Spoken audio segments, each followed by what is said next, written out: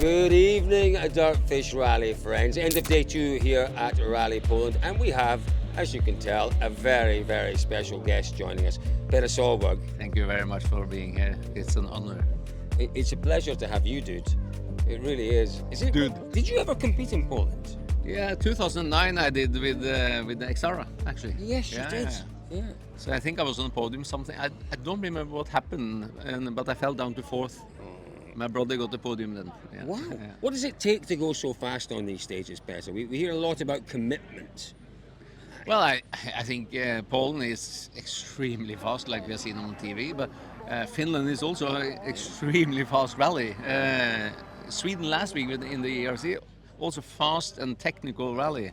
But here is, for sure, it's commitment, but and then the ruts is coming, and so you need good pace notes and a well-balanced car to really keep it in line, basically.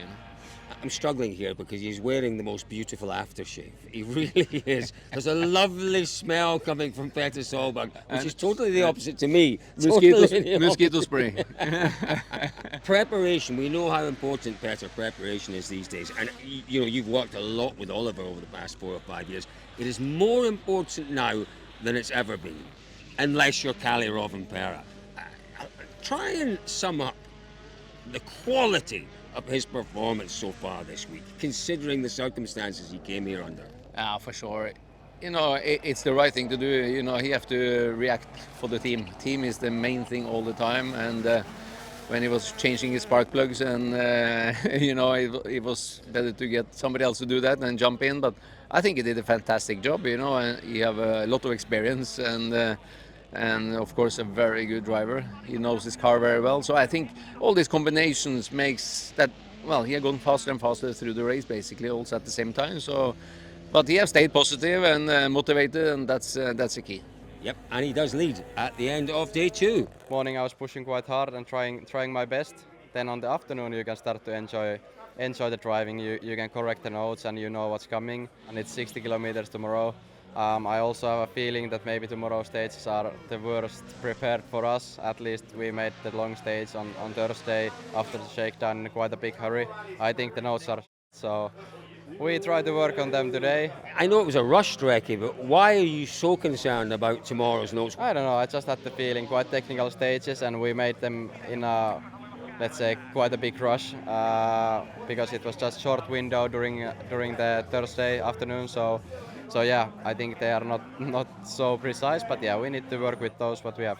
So how much work have you got ahead of you this evening then? Many hours, I'd have thought. I think so, yeah. Kalle Rovanperä has been impressive here.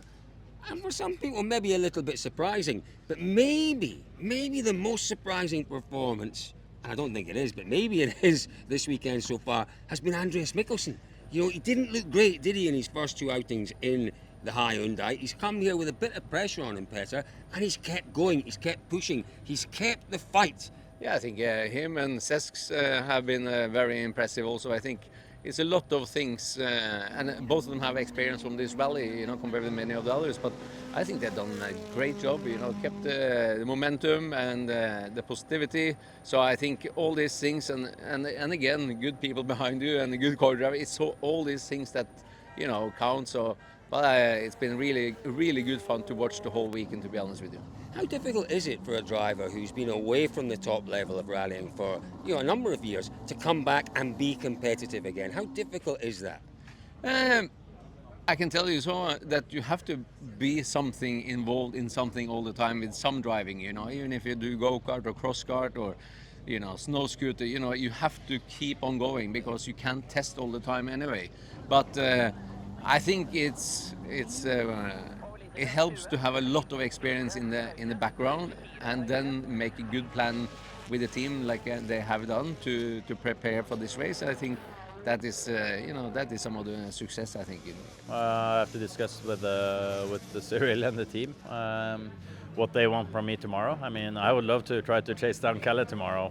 It's some really nice Sunday stages, but I don't know. Depends on the strategy from the team, because if I do that with Oit's start position, he will be very early, and Terry, then maybe I can take points from them. So I don't know. I have to discuss with the team. What's really interesting is that Kalle is concerned about tomorrow. Yeah, I mean, I've done those stages in 2015 and 16 and 17.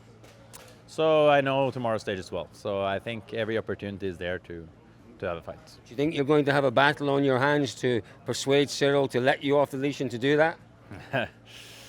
No, I have no idea, to be honest.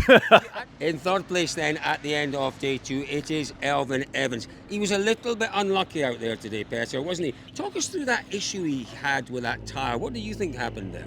Honestly, I don't have a clue, but for sure it was still air in the tire, and the elimination was it looked like was a part of it that happened. But why and how, I don't know. You have to talk to the guys who knows better about that tire. For sure, he was unlucky. You know, it was sad. He's working hard. He's trying hard, Evans, and I think he wants to be a part of the fight for the World Championship. So it's great to see his motivation, and but a little bit unlucky. He didn't lose too much, but still, you know, enough to maybe hurt a little bit in the points. Fourth place, just knocking on the door of the podium. It's Adrian Fourmeau. I'm really impressed, Petter, by his progress this year. You know, last time we saw him in the top level rally cars, he struggled really badly. Malcolm was very hard with him, took him out, put him into the British Rally Championship, and he's come back a different driver. He looks now like a proper contender.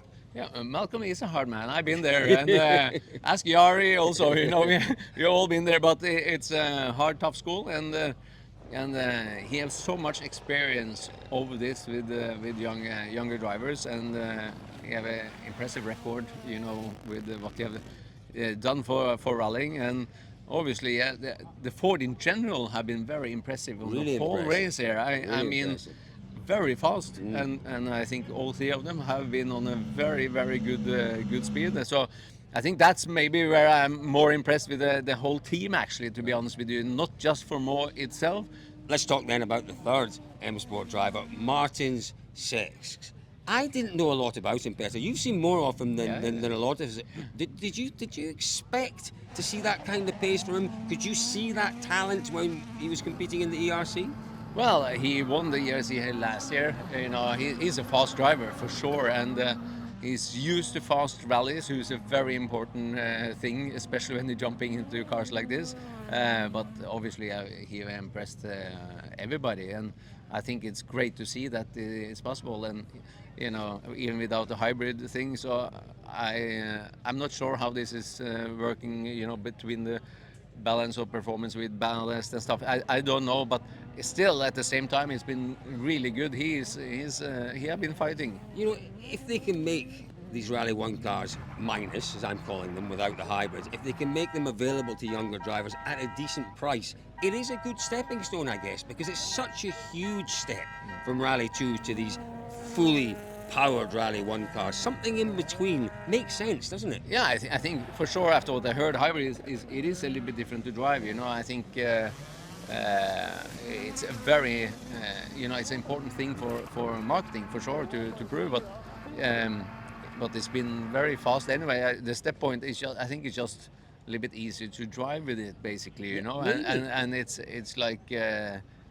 Off and on, you know, all you can, but with the hybrid you need to maybe control throttle a little bit. I've never driven a hybrid car, to be honest with you. So Nobody's offered you a driving one yet?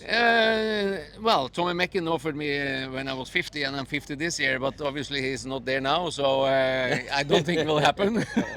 Martin Sesks, though, definitely one to watch for the future. Keep everything crossed that he can keep it together tomorrow. A little bit further down the standings, Thierry Neuville didn't quite manage to take that 5th place at the end of today. He's battling hard. He will be looking to score points tomorrow, that is for sure. Who's in 7th place? Gregoire Munster in 7th place. Another driver, Petter, who seems to have made good progress this weekend. Yes, I'm He very impressed last stage today. I think. Yeah, You know, I was really impressed. Very consistent, and he had a lot of good stages. But again, you know, you need to drive.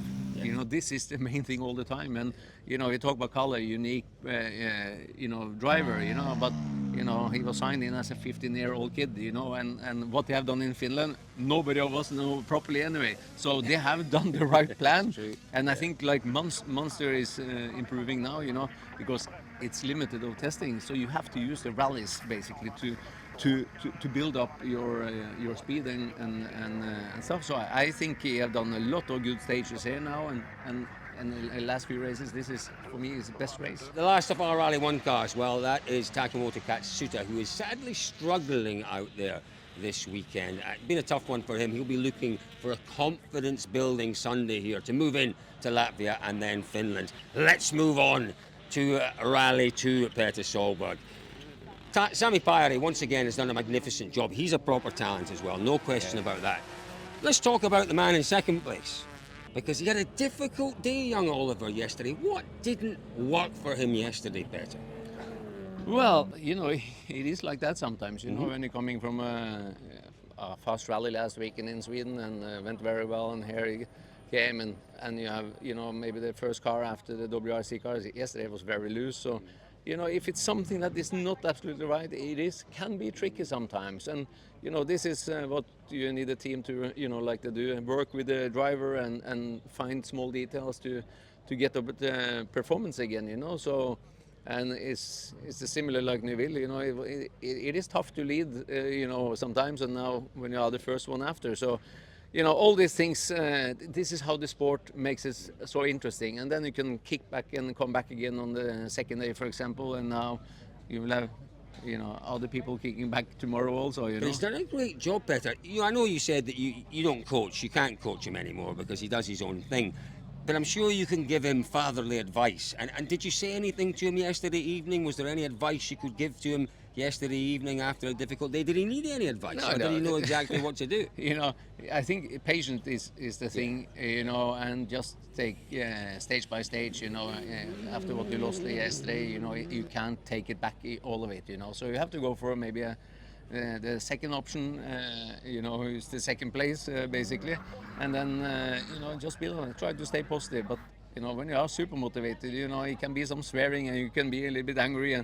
But, you know, I will never stop. I let people be themselves, you know. We are in a sport that is a lot of emotions, you know, and I know about a lot of strange things I've said it also, but we have enough drivers, but we need the personalities from everyone that shows the true who they are, not like going from a script, you know. It shows how hard it is. This is a hard sport. It's a tough sport. It's such a demanding sport on everyone. Rallying for me, you know, it's unbelievable sport, and not just for the driver, but for the spectators. The amount of people we have had around, you know. Unfortunately, but it was cancelled some stages, but they have done a brilliant job today, you know, to stay on a safe place and listen. I think all the teams and team manager and drivers have gone out, you know, in a very positive way to stay safe, and they have done it. And today have been a very successful day, and again, like FIA do, safety is first thing. It has to be, absolutely has to be. Yeah, it's been a wonderful job by the organisers and the fans out there today. It's been great. Just to let you know, WRC2, it has been Oliver's day. He does sit in second place, but there's a great battle there with Robert Vervez. And, you know, Josh McAlean is right there as well, so we can look forward to that tomorrow. Now, before I say thank you to Petter, I'm going to apologise if I've seemed a little nervous during this, because this man, I don't have many heroes in rallying, but I was a fanboy. I was his biggest fan. When I got involved in rallying first, if I'd thought 25 years later I'd be talking about rallying at the end of day 2 in Rally Poland with Petter Solberg, you'd have had to slap me. It's been a joy and a pleasure. I was a proper fanboy, so anyone who's a fan out there will know how much of a privilege this is. But we are still here, and we have a lot of passion. And, a little bit less here, yeah, we're still here. And you have built up a big fan base yourself also around, you know, with your positive attitude. So I think it's great personnel to have in our sport. You are very kind, Petter. He's showing the picture. He's very naughty. He's showing that terrible picture. You look different. I look a little different from way back then, but you still look the same. You're like the Peter Pan of rallying. Folks, it has been a wonderful day here in Poland. Still lots to look forward to tomorrow. A massive thank you to the legend, Petter Solberg, for joining us this evening. We'll see you all again for the final day of Rally Poland tomorrow. Thank you, dude. Dude! Thank you, dude!